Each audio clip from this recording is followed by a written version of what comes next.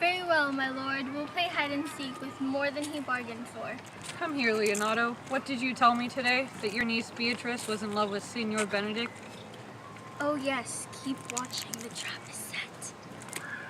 I never thought that lady would have loved any man. No, I didn't either, but it is most surprising that she should love Signor Benedict, whom in all her open behavior she seemed to hate. Is this possible, that this is how things go? I swear, my lord, I do not know what to think of it other than that she loves him with wild affection. It is beyond the limits of thought. Maybe she lies. Oh God, lies, fake passion couldn't come anywhere near the true passion she shows. Why? What signs of passion does she show? What affects, my lord? You've heard my daughter tell you how. How, I tell you. It amazes me. I would have thought her spirit was invincible against any assaults of affection. I would have sworn it was, my lord, especially against Benedict. I should think this is a trick, but her father says it. Dishonesty can't be hidden in such a respected man. Now you talk about a sheet of paper. I remember a pretty jest your daughter told us about. Oh, when she had written it and was reading it over, she found Benedict and Beatrice between the sheet. Oh, she tore the letter to 1,000 pieces, railed at herself that she should be so immodest to write to the one that she knew would deny her. I measure him, says she, by my own spirit, for I should deny him. If he writes to me, yes, though I love him, I should.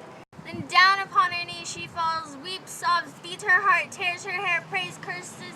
Oh, sweet Benedict, God give me patience!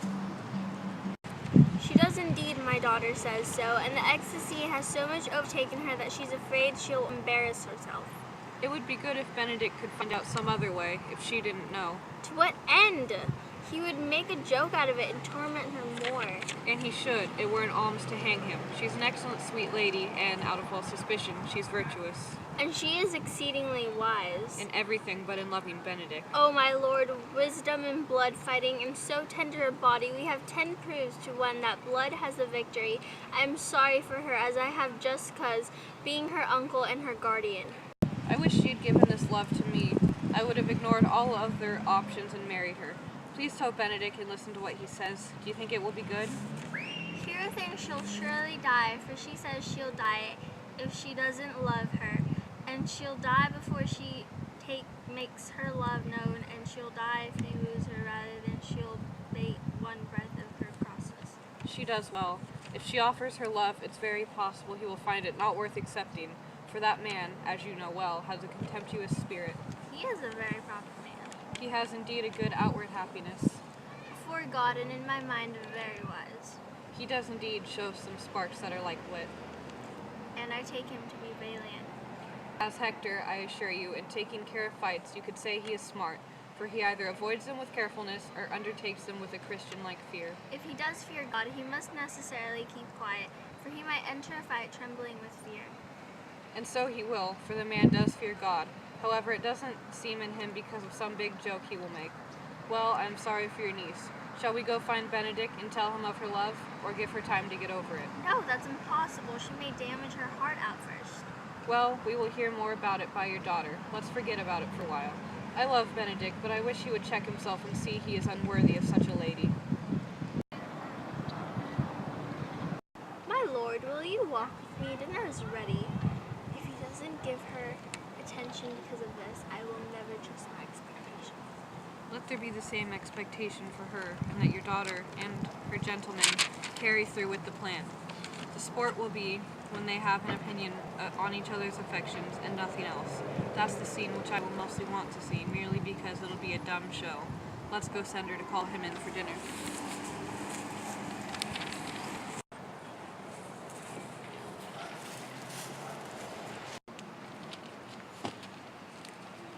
This can't be a trick. The meeting was seriously conducted. They've been told the truth regarding this from Hero. They seem to pity Beatrice. It seems her feelings are at full stretch. Love me? Why it must be returned. I hear how I'm censored. They say how proud I'll be if I notice the love coming from her. They also say that she would rather die than give any sign of affection. I never thought to marry. I shouldn't seem proud. Happy are they who hear unfavorable criticisms of themselves and can put them into mending. They say the lady is fair. It's a truth. I can bear them witness. and virtuous, it's so, I cannot deny it, and wise, but for loving me, by my truth, it's not making her any smarter or any dumber, for I am falling in love with her. I may have jokes made about me because I've been against marriage for so long, but don't people change? What a man likes when he is young, he might not like when he is older.